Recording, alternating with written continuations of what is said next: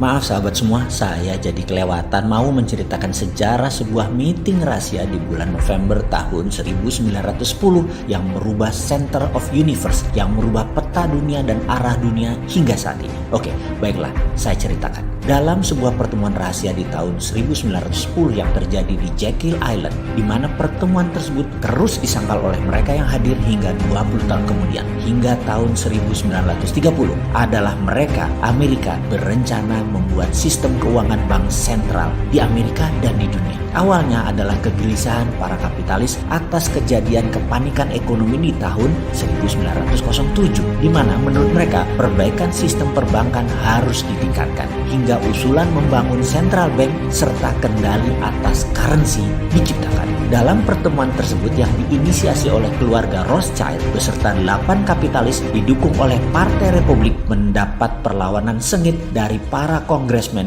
dari Partai Demokrat. Kala itu perjanjian yang mau dibuat adalah bahwa Federal Reserve milik swasta dan Partai Demokrat menentang keras pernyataan tersebut. Baik, kita lompat sebentar. Federal Reserve nantinya akan mempunyai beberapa sistem bank yang bisa mencetak uang. Sabar ya, sabar. Panjang hal itu kalau diceritakan secara singkat. Kembali ke Jekyll Island. Pertemuan tersebut secara teknis ternyata tidak menghasilkan apa-apa, hanya pertentangan. Lalu, entah kebetulan atau tidak, 80% anggota Kongres Partai Demokrat yang menentang sistem swasta Federal Reserve tersebut dan dolarisasi ikut tenggelam di kapal Titanic. Dan kita semua tahu siapa pemodal Titanic. Iya betul, Rothschild. Setelah terjadi kevakuman di Kongres karena korban di kapal Titanic tersebut, Partai Demokrat yang paling menderita dan resolusi sistem Federal Reserve tetap didorong dalam rapat Kongres dan akhirnya ditandatangani secara quorum sesuai dengan pertemuan rahasia di Jekyll Island tersebut, dan semuanya yang terbanyak adalah Partai Republik. Oke, kita sudah mulai terbayang gambarannya ya. Kita lanjutkan. Kita ingatkan lagi, mata uang dunia sebelum diputuskan dalam Bretton Woods adalah pound sterling.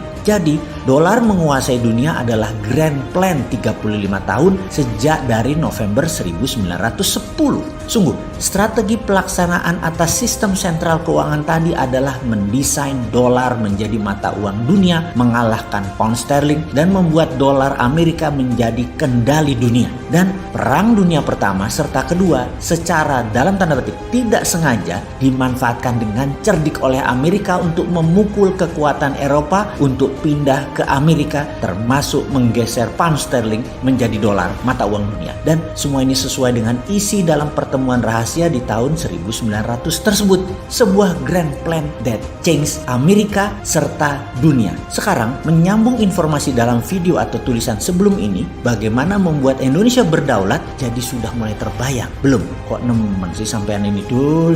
Wis, cetongono kok masih nggak ngerti juga. Apa segitu nggak fahamnya atas apa yang harus dilakukan oleh Indonesia tanpa asing gitu ya? Atau doktrin apa yang ada di benak kalian para pejabat pengagum asing-asing ini ya? Gregetan deh gue. Jadi gini deh saya bantu. Ini kalau saya punya kekuatan dan jaringan loh ya. Yang jelas saya ini orang terhina dan banyak yang membazeri setiap informasi yang diberikan selalu dianggap sampah dan dimatikan. Tapi nggak peduli saya. Kita harus lanjut. Begini caranya, kita urai. Kita menengok Yogyakarta sebentar. Yogyakarta itu daerah istimewa di mana ada Sultan Ground, sebuah wilayah yang memang tidak pernah diserahkan ke Republik Indonesia. Tanah Sultan Ground tadi kita lakukan JOR atau JORC, diaudit, dihitung berapa nilainya secara konten atau isi dari kandungan tanah-tanah Sultan Ground tadi. Berapa palladiumnya, berapa titaniumnya, berapa litiumnya, berapa aurumnya atau emasnya, AG, PT, platinum, dan banyak lagi. Lalu diterbitkan sebuah nilai asli dari nilainya aset atas nama Ngayogyakarta Hadiningrat. Angka tersebut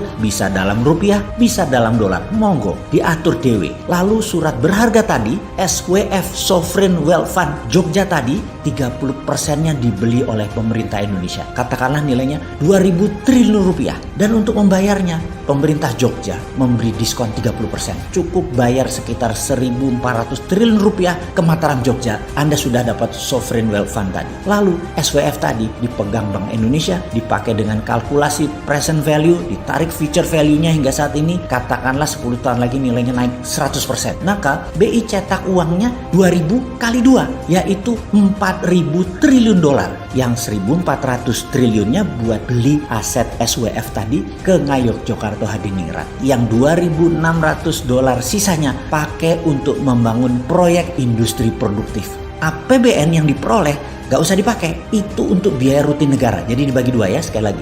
Yang APBN yang 1.800 triliun tadi pakai untuk biaya rutin. Untuk membangun proyek dan industri produktif pakai SWF yang dicetak oleh BI senilai 2.600 triliun. Jadi jaminan terhadap 4.000 triliun tadi ada dua. Satu, SWF-nya Mataram Jogja, dan kedua proyek produktif industri dan manufaktur yang semuanya saya sarankan sih sebenarnya adalah untuk UKM, tapi nggak usah 80% saja untuk UKM, sisanya untuk industri-industri besar seperti BUMN. Sekarang sahabat pasti sudah mulai paham, dan pertanyaan berikutnya, kapan saya boleh sowan ke Ngarso Dalem wahai Gusti Mangkubumi?